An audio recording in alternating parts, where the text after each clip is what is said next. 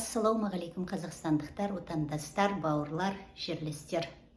Мен Маржан қыздарыңыз Америкадан әдеттегідей алдарыңызға сақ болыңыздар деп шығып тұрмын.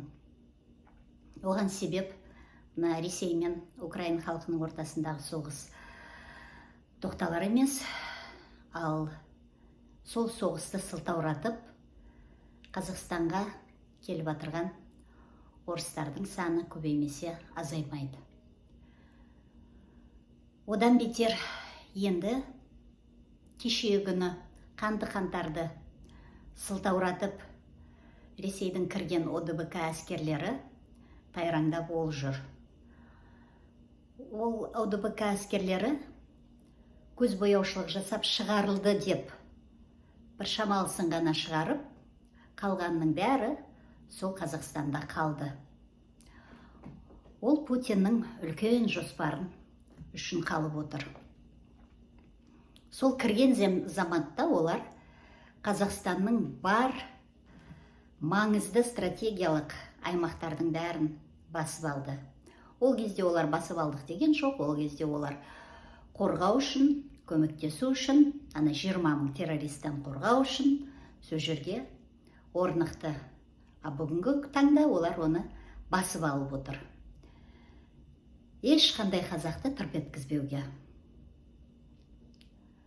Сол үшін қазағым, етек жеңіңді жиып,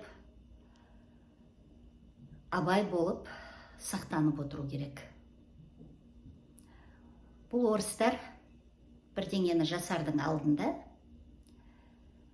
құлақ қағыс қылып, айтып, содан кейін іске асырады.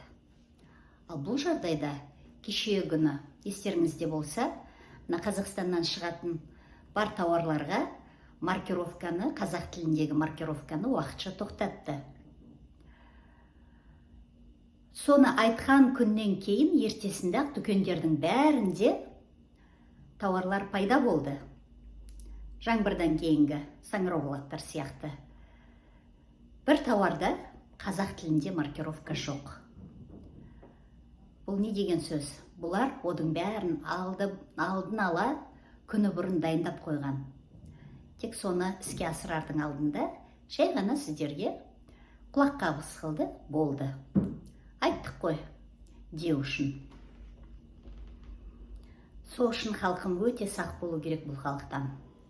Өздеріңіз көріп отырсыздар ғой. Кеше Украина соғысында бірде-бір срочник жоқ деді. Өзінің әскери борышын өтеп атқан жас жауынгерлер жоқ деді. Онысы өтірік болып шықты. Тек қана ол жерде контрактниктер деді. Онысы да өтірік болды. Әр айтқан сөзінің бәрі өтірік болып шығып жатыр. Бүгінгі күні де біздің Тоқаев соның сөзінен шыға алмайды. Сол не айтса, соны істейді. Мына Тоқаевшылдар, соның сөзін сөйлегіштер. Бұл өзінің қолында билік жоқ қой, әйтпесе жақсы адам ғой деген ертегілеріңнен шықпасаңдар, Путин ертеңгі күні азанда сіздерді бір түнеп шыққан кездеріңізде құттықтаймыз, сіздер бүгін Ресей азаматсыздар дегеннен оянасыздар. Сол үшін естеріңізді жиып, жан-жақтарыңызға қарап, халықтың жағына өтіп, бірігіп, X күнін жақындатуға атсалысыңыздар. Алға Қазақстан!